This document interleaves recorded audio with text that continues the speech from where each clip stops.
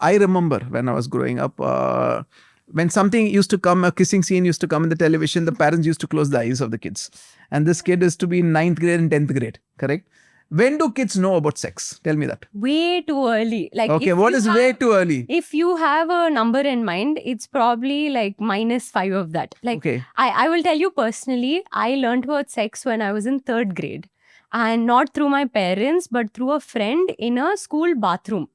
Oh boy. So 3rd grade, you got to know about sex. Yeah. Okay. And I'm 22, so I'm sure that, kids younger get to know much So earlier. the generation right now should be 3rd grade for sure, or second one, we don't know. Anything. Yeah, we really. Whatever version of sex they're going to hear from outside. It's going to be generally from the friends in school or somebody, right? Yes, correct. Now, what did you do first time when you got into? Did you go and talk to your parents, or what did you do? Absolutely. First, I was shocked, shell shocked, right? At that age itself, I wanted to test out whether my parents would tell me the truth or lie to me. So first thing I went up to my mom after school and I asked her, so what is sex? And thankfully, she was at a place where she was a doctor, so she, explained it in a way where, things were okay. I think your mother's 1 in 1,000 would have done that. 999 would have deflected it. Absolutely. Right? Yeah. Now tell me what happens when a parent deflects that question. Tell me that. You are immediately creating this sex as a taboo topic in your home, right? So anything related to feelings, relationships, emotions, physical, feelings that kids are going through, they will not feel comfortable or trust you enough to come talk to you about it. And that is a big problem. So what people need to understand watching this podcast is the first time when a kid comes and speaks to you about it or opens a topic, you deflecting is starting something which is going to down spiral and end up in very crazy complications. Absolutely. Correct? Yeah. So the best thing is to actually talk to the kid because they know it anyway. Yeah. Correct? That's the whole truth. Yes. So I don't know. So what you're saying is you were 3rd grade. Yeah. So technically, currently children at 1st grade, 2nd grade or UKG would come and have this conversation. Yeah, potentially. Absolutely. So now tell me, for a parent, what do you tell a UKG kid who comes and asks about sex?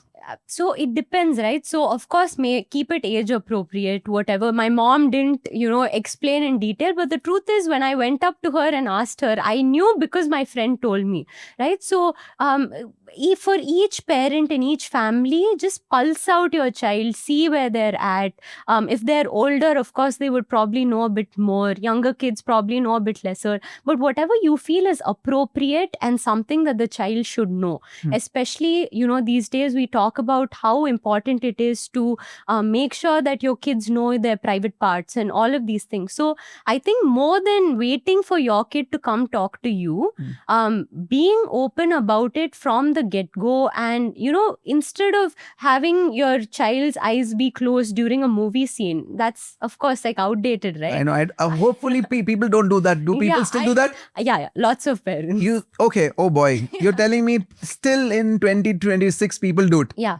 Oh boy. Okay. Yeah. I get it. It's difficult. You don't want to have that conversation with your child. Of course, there are still these boundaries you don't want to cross. But I would still say that just helping your child know that there is a safe space at home where no matter what happens, no matter what conversation you want to have regarding your feelings, your emotions, thoughts that you're having, it is okay. Because again, I will say this, if your child doesn't come up to you and, if your child doesn't talk to you about this, they will talk to someone else about it regardless. So you can't prevent your child from knowing about this or talking about this, but you can figure out whether they should do it with you or with an outsider who can give them any sort of weird information. Thank you, Ashley, because I think you hit it right on the nail. As you rightly said, the minute the kid is curious, it wants to know, correct? And it's better if the parent starts talking because that's where you build the trust with the kid. Yeah. And as you rightly said, the key is to create a safe space. Okay. Because we know today where social media is, bullying is going to happen in school, peer pressure, hundreds of things are going to happen. And we want the kid to come and talk to their parents first. Yeah. When the communication is open, half the problem is solved, correct? And the kid will always come and tell the parent. Now, both of us know that when do they stop telling is because when the parent either judges what they say. Can you talk about that? Yeah, absolutely. I think anytime your child comes up to you and shares something deeply personal or emotional or anything that they're going through, your body language matters. The way that you respond at that moment matters.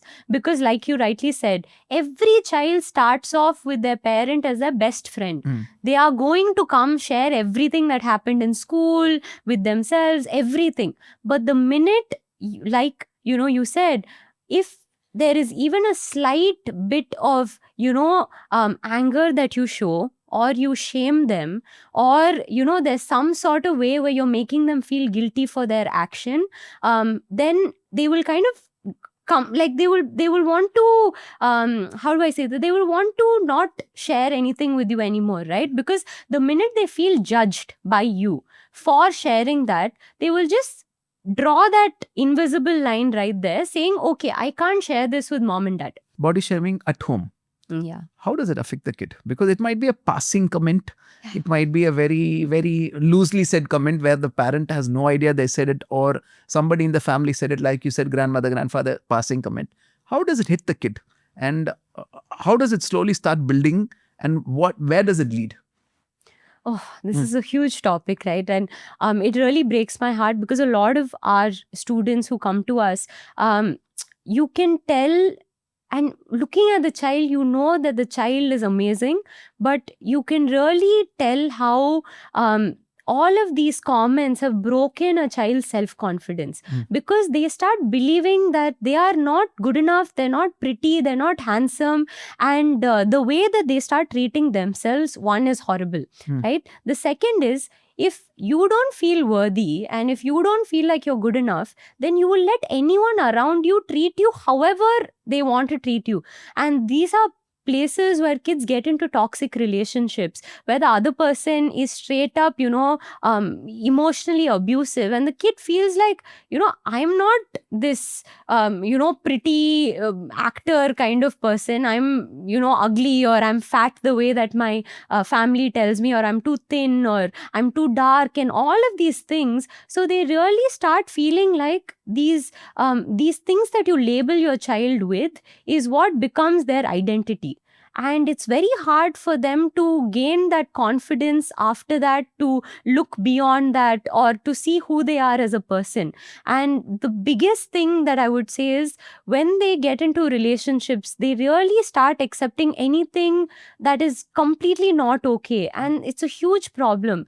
And you'll see that it shows up in every part of their, life. So they'll start participating less in, competitions or anything that makes them that needs to put them in a spotlight, and their confidence in academics takes a toll. So a lot of these small things that you really from outside feels like it's completely different, they're really not, because you're sowing that seed, that seed of I'm not good enough. If the foundation is strong at home, if the kid is loved enough, Yeah. it's got a safe space, Yeah. it's got a cushion to at least take care of what happens outside. Correct. If the problem starts at home, It's very difficult. it's going to be very, very, very difficult. So there's something very, very critical, very important for everyone watching this podcast.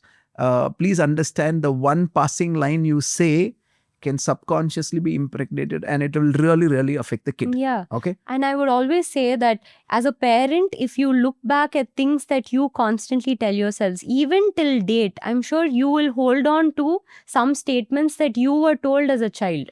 So do you really want to be doing that to your child? Number one. But number two, do you really want to allow other people to do that to your child? Correct. Very important that you ask yourself that and put a stop to that. A lot of people say, what can I do if my parents are like this, or my grandparents, that's how they show their love. But you are their parent, and whatever you decide, that your child will hear or not hear is what, society or your extended family as a whole. So if you see my mom, she does not entertain any negative comments like this from my family towards me at all. So as a kid, I used to get told, because I was very thin growing up, and my mom would literally, she can be, and she would tell people, you call me the black sheep, whatever, you hate me all you want, but you will not tell my daughter all of these unnecessary things. Okay. She knows she's healthy and that's it, that's the end. And I think it's very important because as children, children don't know how to take a stand for themselves yet. So as a parent, if they see that you're taking a stand for them, that in itself gives your child so much confidence to tackle whatever it is that they're going through. Yeah, the love and respect for you also goes up, and Really does. they know there's a safe space at home. There's somebody who takes care of the back, and they can deal with what happens outside. Yeah.